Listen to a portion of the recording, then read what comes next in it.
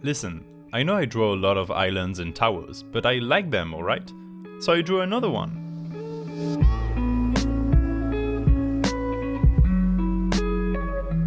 Well, hello there, I'm Détroit. I have a phone. I know, it might be surprising, but I have a phone. It's smart. It's a smartphone. But I grow tired of my phone background quite fast. There are two types of people depending on their phone backgrounds, in my opinion. There's the type that put pictures as their backgrounds, like significant others, pets, cool places, and then there's the right type of people, those who put drawings or art pieces as their phone backgrounds. I'm of the second kind, obviously. I like putting cool pieces of art on my phone, sometimes stuff I find on the internet, and sometimes even my own. For a long time, my phone background has been this drawing of mine I made a while ago. There's a link to the drawing process in the corner, by the way. The only thing is, I'm growing tired of it by the minute, so it's time for me to draw something new. Because we're talking about a phone screen format, there are some restrictions. First, I looked at her screenshot properties to find out that my phone has a 1440 x 3120 resolution, which is the size of the canvas I have to use. Because this is fully vertical, this is why I chose to draw something such as a tower and put it on an island. That will go join the large assortment of drawings with similar subjects I've already made, such as this, or even these. So first I'm sketching the overall shape of the tower. I want to make it very complicated, but to contrast it with the simple style. You'll see in a minute. Above this tiny island, the tower will be a stack of cylindrical and flat buildings. It doesn't make sense from an engineering standpoint, but there's no reason to care. To complete the look, I put triangular roofs whenever I can. For aesthetics purposes, I'm adding small islands to the main one, and other large ones in the distance. To color it, I found that using the selection tool was more efficient than anything else. In retrospect, I was wrong. It would have been better to simply outline the shapes and fill them in automatically. That is because the selection tool makes straight edges, and I want something a little more organic, which is why you will see me go back to every shape and use the brush called Mercury to soften the edges and give them more texture. Only, the Mercury brush also changes the tone a little bit at the edges, so I have to alpha lock every layer and refill everything with the uniform color, but it doesn't matter. After putting all the flats on separate layers, I'm using clipping masks to shade everything, starting with the grass on top of the island and the buildings. From the soft pink I put down as the building's color, I used two different tones close to that to add variation. This gives a bit of three-dimensionality to the buildings instead of being very flat with only a single color. Three-dimensionality is the main problem with this sort of style that look like a children's book drawing, and that is where shadows will help, by highlighting what is in front and what isn't. Below every roof I'm putting slanted shadows that give a light source direction, in this case the left side. I've got to say that not all shadows in this drawing make sense from an optical standpoint, but it does look fine if you don't pay special attention to it. And that's the point of drawing, isn't it? Making things look good, not necessarily look perfect and rational. I mean, this is a not structurally sound tower on a tiny island. Accuracy is not what I'm looking for here.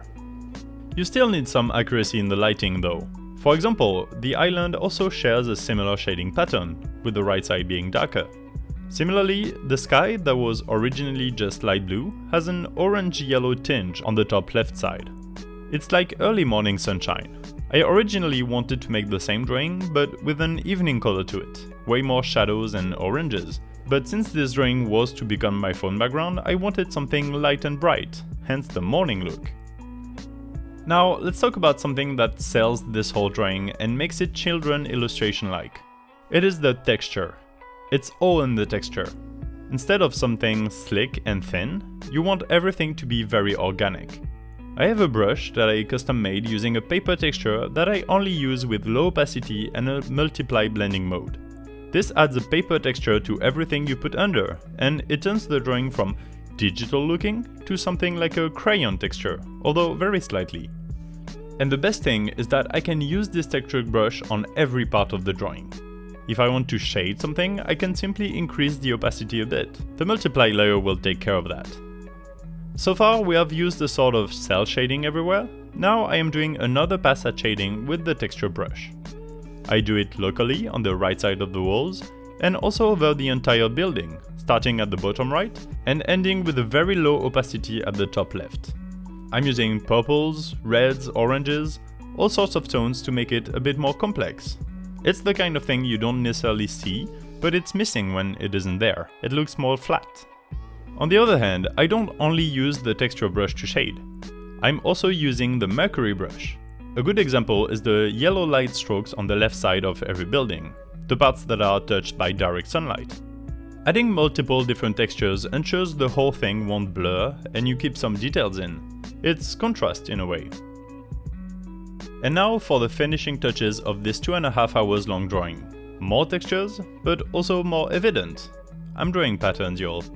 On the cylinders, I'm making a brick wall texture, then the square buildings get a plank layout pattern. The rock of the islands get a SpongeBob looking texture, and so on. The goal is to make it very low in opacity, so it's there but you don't register it that much.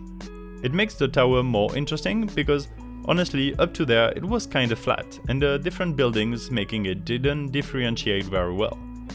Also, it looks good. What else can I mention? I chose to lighten the picture by tracing the windows in white, and I added wooden elements everywhere to cut some of the odd angles, for example as support beams below the cylinders hanging and ledges. The wooden elements also serve as a bit of storyline, providing clear information on how you get to the island, the pontoon, and reach the tower, then how you go from one building to the next using stairs and balconies. It's a very simple touch, and because the wood color isn't far from the pink wall color, it's easy to miss, but it's there if you're looking. And that is basically it. I had a really good time drawing this new phone background, and it's now on my phone and I can look at it and be happy. I'm sure in a couple months or even sooner than that I'll find it boring, but in the meantime I'm keeping it. Check out my Instagram to see all of my art, and also my Twitter, and subscribe and like and comment. Tell me if you enjoy seeing the stroke-by-stroke process auto-generated by Procreate on the side there. Since the screen ratio is different on iPad, I had all the space I wasn't using. Anyway, do all that, subscribing and stuff, and come back next week for an ink doodle. It's a good one too. See you in the future. Bye!